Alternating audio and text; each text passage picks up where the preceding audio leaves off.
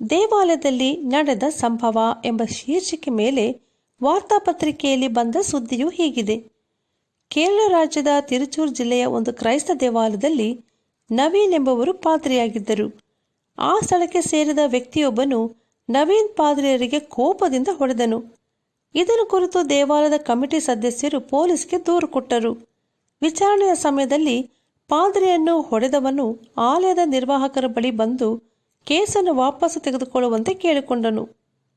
ಅದಕ್ಕೆ ನಿರ್ವಾಹಕರು ಹುದುವಾದ ಪ್ರಾರ್ಥನೆ ನಡೆಯುವಾಗ ಪಾದ್ರಿಯರೊಡನೆ ಕ್ಷಮೆ ಕೇಳಿದರೆ ದೂರನ್ನು ವಾಪಸ್ ತೆಗೆದುಕೊಳ್ಳುತ್ತೇವೆ ಅಂದರು.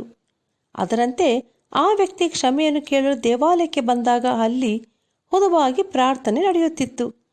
ಪಾದ್ರಿಯವರು ಆ ವ್ಯಕ್ತಿಯನ್ನು ನೋಡಿ ಹತ್ತಿರಕ್ಕೆ ಬರಲು ಹೇಳಿ ದೇವಾಲಯದ ನಿರ್ವಾಹಕರು ಹೇಳಿದ ಮಾತನ್ನು ತಿಳಿಸಿ, ನೀವು ದೇವಾಲಯಕ್ಕೆ ಬಂದದ್ದು ಬಹಳ ಸಂತೋಷವಾಯಿತು ಎಂಬುದಾಗಿ ಹೇಳಿ ಒಂದು ಪಾತ್ರೆಯಲ್ಲಿ ನೀರನ್ನು ತಂದು ತನ್ನನ್ನು ಹೊಡೆದವನ ಕಾಲುಗಳನ್ನು ತೊಳೆದು ಅದಕ್ಕೆ ಮುದ್ದಿಟ್ಟು, ಸಹೋದರನೇ, ನನಗೆ ನಿಮ್ಮ ಮೇಲೆ ಯಾವ ಕೋಪವೂ ಇಲ್ಲ ಎಂಬುದಾಗಿ ಹೇಳಿದರು.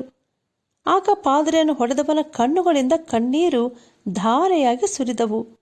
ಈ ಸಂಭವವು ದೇವಾಲಯಕ್ಕೆ ಬಂದವರಿಗೆ ಒಂದು ಪಾಠವಾಗಿತ್ತು.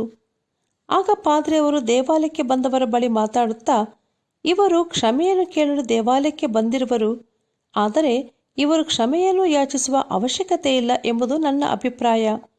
ಈ ನನ್ನ ಅಭಿಪ್ರಾಯವು ಸರಿ ಎಂಬುದಾಗಿ ನೀವು ಸಮ್ಮತಿಸಿದರೆ ಎಲ್ಲರೂ ಎದ್ದು ಚಪ್ಪಾಳೆ ತಟ್ಟಿರಿ, ಇಲ್ಲವಾದರೆ ಅವರನ್ನು ಕ್ಷಮೆ ಕೇಳುವಂತೆ ಮಾಡೋಣ ಅಂದರು.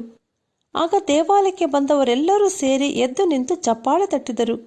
ಇದನ್ನು ಕಂಡ ಪಾದ್ರಿಯವರು ತನ್ನನ್ನು ಹೊಡೆದವನನ್ನು ನೋಡಿ, ನೀವು ಕ್ಷಮೆಯನ್ನು ಕೇಳುವುದು ಬೇಡ ಎಂದು ಹೇಳಿ ಕಳುಹಿಸಿಬಿಟ್ಟರು.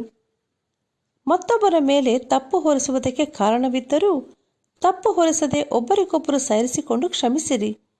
ಕರ್ತನು ನಿಮ್ಮನ್ನು ಕ್ಷಮಿಸಿದಂತೆಯೇ ನೀವೂ ಕ್ಷಮಿಸಿರಿ ಎಂದು ಬೈಬಲ್ ಹೇಳುತ್ತದೆ.